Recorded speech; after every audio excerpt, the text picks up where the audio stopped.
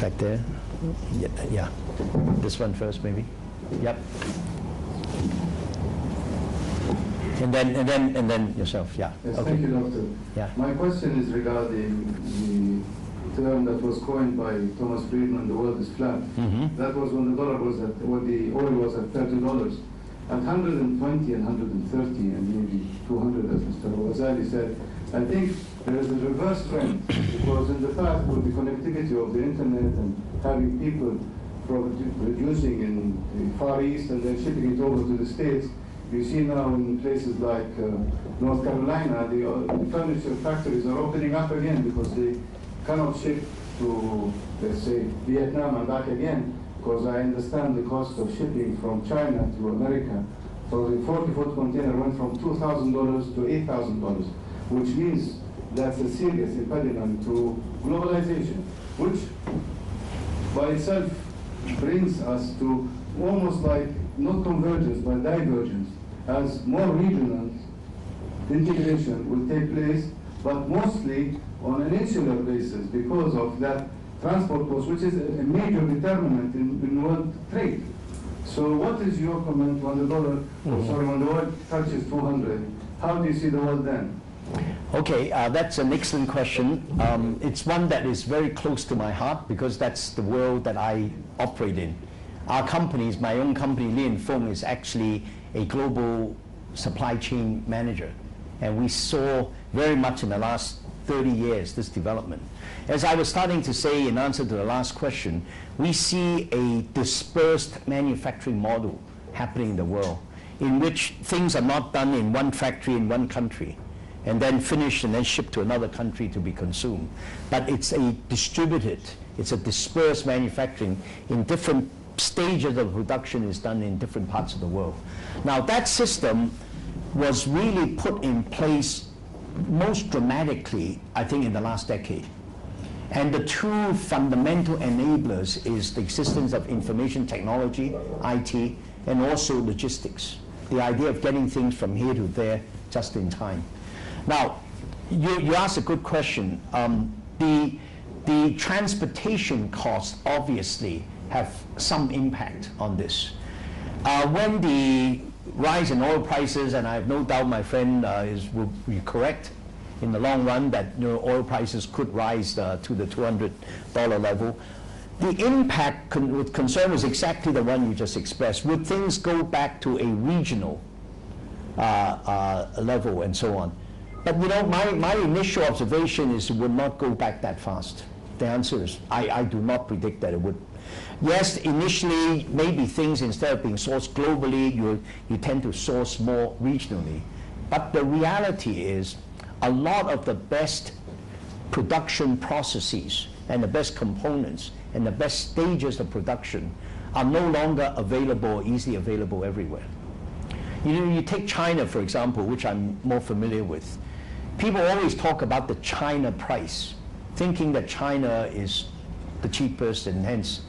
But that's not true. I can quote you at least 5 countries in Asia that would be cheaper than China.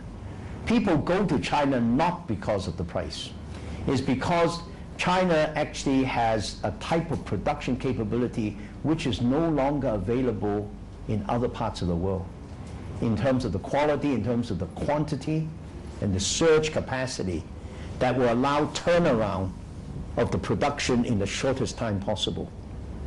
And that is the real reality. So even if you add an increase in transportation cost, I don't think the shift will be that dramatic away from this global production system to a regional production system. There'll be more. We will try to, for example, in our operation, ship more into Europe from Turkey, where we have a big base. Or we will try to ship more into the United States from the Caribbean, where we have quite a bit of production. But you're not going to take away the bulk of the production coming from Asia, meaning China, India, Indonesia, and so on. Those are the big production places. So I think you've got to factor all that in. And I see an adjustment at the margin. I do not think there'll be a dramatic shift, and I certainly don't think there'll be a reversal to a world that's, localized instead of globalized. Yeah, I think that the question back there. Before Yeah. you get the mic, Yeah, I think this triggers in me a belief that we need a new WTO. thank you. The WTO is still arguing and debating about trade agreements. The problem is not with the trade agreements. The problem is with the WTO itself, the organization. The negotiation process is wrong. The structure is wrong. The decision-making process. When the leading countries, the big powers, decided that they're not going to be trapped like in the UN with a vote of majority, decided that consensus is the rules, and that every country who is a member of WTO must agree to any agreement in order to become valid. Right. They created, as Shakespeare said, we often create instruments that are used against us. And that's what happened when the poorest countries in the world, in the Caribbean and in East Africa, made the trade organization unable to take any decision unless they handle the cotton issue, because they are the largest producers of cotton. So any country can say no. The process of negotiation on services is wrong. What is needed, and I think this should be something the ICC should look at, and ICC should promote. The WTO is in a coma. It is not in a problem. It is not at a standstill. It is in a coma. It is going to die. But there is no way that we will get any more agreements. Since Doha round, we have not had a single new agreement or development in the WTO.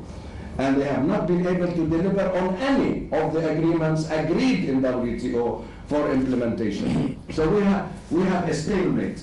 Now, the way out is to have a new WTO. When the WTO was established, which was GATT at that time, the world was different. That was 55, 50, 60 years ago. 60 years ago is not today.